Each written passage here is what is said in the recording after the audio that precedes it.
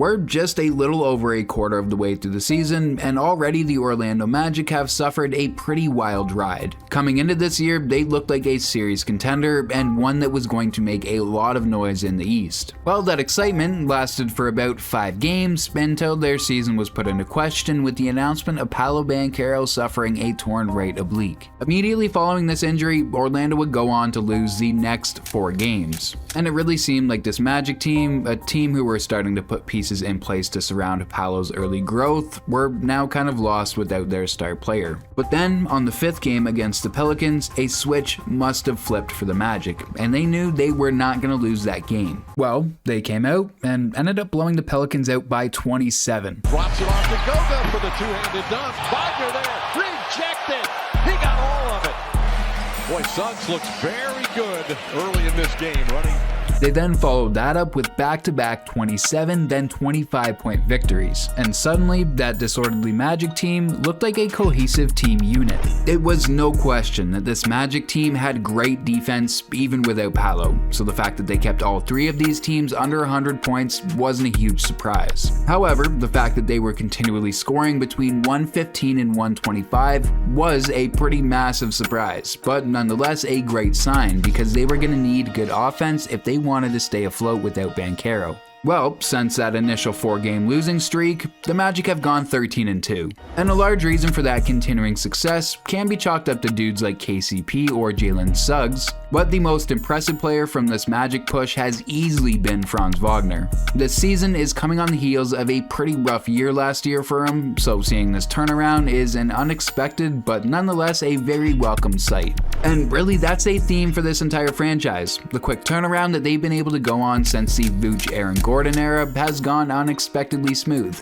The lessons that the Magic have learned and implemented is something that more franchises in the East should be taking note of, as it can't just be the Celtics and Cavs running the conference forever. So seeing the Magic start to come to life even without their star player is once again a very welcome sight. So let's look at some of those lessons that the Magic have learned and ultimately took in, using it to create the team that they have now.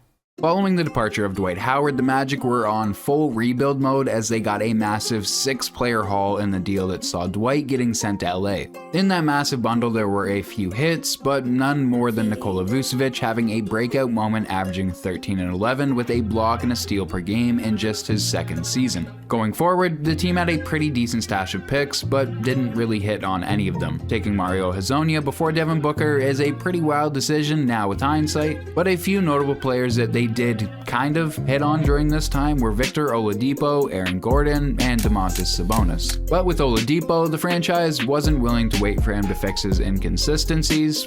With hindsight on this one, it was probably a good move getting off him before all of those injury struggles hit, but ultimately I doubt the franchise was suspecting anything like that would happen when making this deal. A deal which happened on the day Domantas Sabonis was drafted, and ultimately a deal that he would be a part of. As for Aaron Gordon, they completely focused on him and Vooch, trying to force Gordon into a role that he was not made for. So going forward with Vooch and Gordon, obviously this team wasn't going to make much noise past the 1st round, and eventually they started selling off pieces until everyone but Terrence Ross was gone. There are quite a few mistakes that the Magic made over this period, but when it came to Oladipo, Gordon, and Sabonis, some of those mistakes were prioritizing the trade market over the draft when it came to the rebuild. Sometimes you just need to be patient with development through the draft and use the trade market as a way to bolster what you're already developing. Another mistake is trying to force those draft picks into roles they probably shouldn't be in. As for the trade draft part of this, there are direct shakeups and moves within the front office that you can point to that have helped align the scouting department with the rest of the franchise.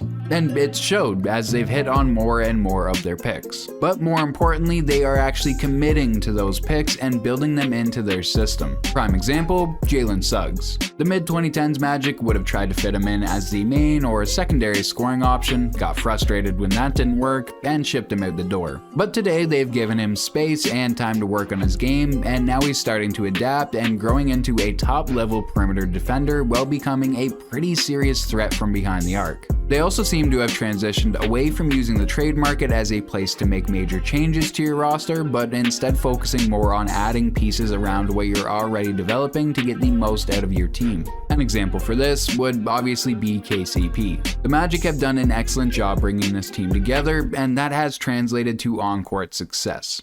The Orlando Magic have emerged as one of the NBA's most compelling stories this season. Despite dealing with significant injuries to key players, including all-star forward Paolo Banchero and starting center Wendell Carter Jr., the Magic have defied expectations, posting a strong 17-10 record so far. What first seemed like a season on the brink has transformed into a showcase of resilience. This isn't the same Orlando Magic team that was defined by mediocrity or rebuilding in the past. Instead, they've stepped into the spotlight as a young, hungry squad eager to prove that they belong amongst the league's elite. The question now isn't whether the Magic are good. They've answered that. The real question is how far this team can go and whether this season's success is the beginning of something lasting. The loss of Paolo Banchero, Orlando's franchise centerpiece, to a torn oblique muscle could have derailed the team's entire season. While Banchero isn't a generational talent, he is widely regarded as the next closest thing to that, and his absence left a gaping hole in the offense. Yet, instead of folding, the Magic responded.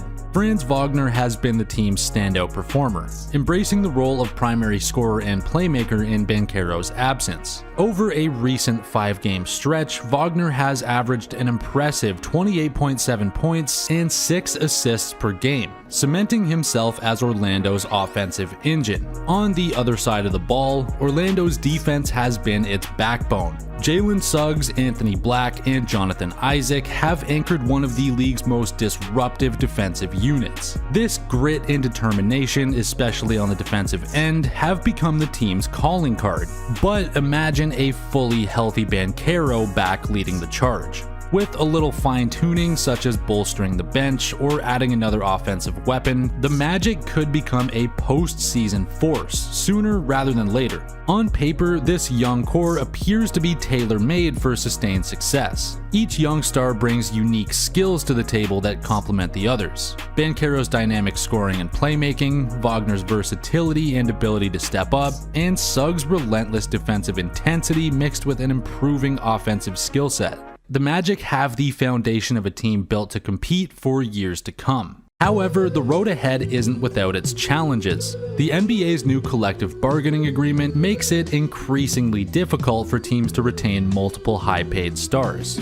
As Orlando's young players develop and eventually command larger contracts, tough financial decisions will inevitably follow. Will the front office be willing to pay the luxury tax to keep this core intact, or will they prioritize financial flexibility over continuity? Keeping this young Orlando Magic core intact may require creativity and strategic foresight from both the front office and the players themselves. One potential route is the increasingly common team-friendly deal, where players take slightly less than their market value to maintain roster flexibility and pursue collective success.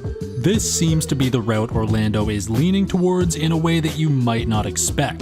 Jalen Suggs recently signed a front-loaded contract extension that spans 5 years and is worth $150 million. The contract will start at $35 million a year and trail off to $26 million in the last year of the contract. Orlando is essentially gambling with this one, overpaying Suggs in the short term, and if he pans out, underpaying him come contention time. Another possibility is for the Magic to lean into their pipeline of young talent and their robust player development program. By consistently finding and nurturing lower-cost contributors through the draft and free agency, Orlando can mitigate the financial burden of keeping their stars.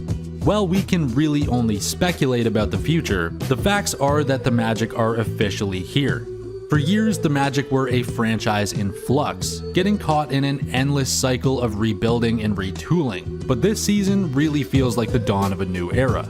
No longer just a team of unproven potential, Orlando is proving it can win now, even under challenging circumstances. Whether this success leads to a dynasty or is simply the start of a competitive run is up for debate. But one thing is for certain, the Magic are no longer a team to overlook. If they can keep this core intact and continue to grow together, Orlando has the pieces to become one of the NBA's premier franchises for years to come.